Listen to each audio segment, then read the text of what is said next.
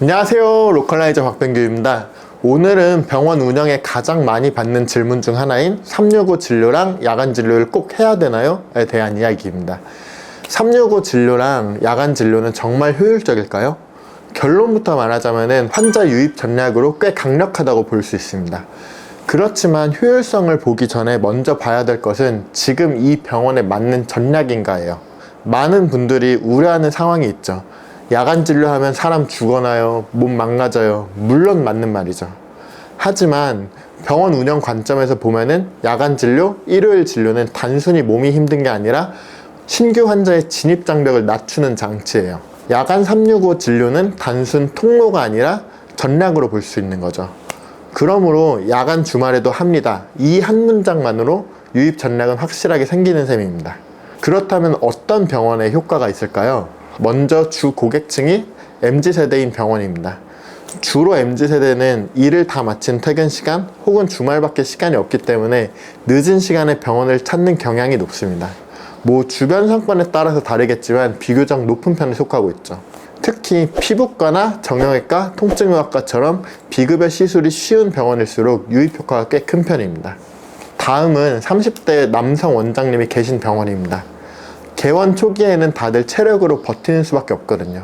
30대는 젊어서 체력이 되기 때문에 1년 정도만 하더라도 고객 데이터가 꽤 쌓이기 때문에 이거를 해볼 만한 전략이라고 볼 수 있는 거죠. 하지만 주 고객층이 50대 이상이라면 이럴 땐 이야기가 좀 달라지죠. 이 세대는 굳이 야간이나 일요일까지 환자분들이 병원에 오질 않아요. 보통 평일 오전부터 예약을 하고 여유롭게 진료받는 사람들이 많죠. 또 특수하게 주 고객층이 외국인인 병원도 있습니다. 이런 경우는 주말 진료 무조건 해야죠. 꼭 야간까지는 할 필요는 없어도 좀 늦게 오픈해서 늦게 닫거나 유동적으로 움직이시는 게 좋아요. 관광 오는 외국인 환자들을 놓치지 않으려면 주말 진료는 하시는 게 좋습니다. 이렇듯 시장에서 정해진 병원의 그릇은 어느 정도 있더라고요. 그래서 무조건 유입보다는 브랜딩적으로 문턱을 낮추는 게 좋습니다. 근데 왜 1년만 하고 빼라고 얘기하는 걸까요? 야간 진료는 진짜 사람이 할 일이 아니에요. 365 진료도 그렇고요. 교대 스케줄도 복잡해지고 근로계약도 꼬이고 간호 인력도 구하기가 너무 어려워요.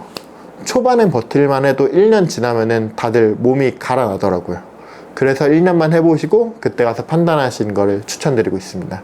야간 진료랑 365일 진료는 강력한 환자 유입의 도구입니다. 하지만 장기적으로는 결국 소모성이 강한 전략이에요. 초기 1년 환자 잡고 브랜딩도 잡고 그 이후엔 다시 생각해보는 게 현실적인 설계입니다. 병원 경영은 마라톤이라서 1년 버티고 체력 떨어지면은 브랜드도 본인도 다 무너지게 되는 법이죠. 전략적으로 시작하고 타이밍을 잘 맞춰서 빠져나오는 것도 좋은 전략이 될 수 있어요. 병원의 경영의 기준을 세우고 싶다면 로컬라이저로 연락주세요. 지금까지 로컬라이저였습니다. 구독과 좋아요 부탁드립니다.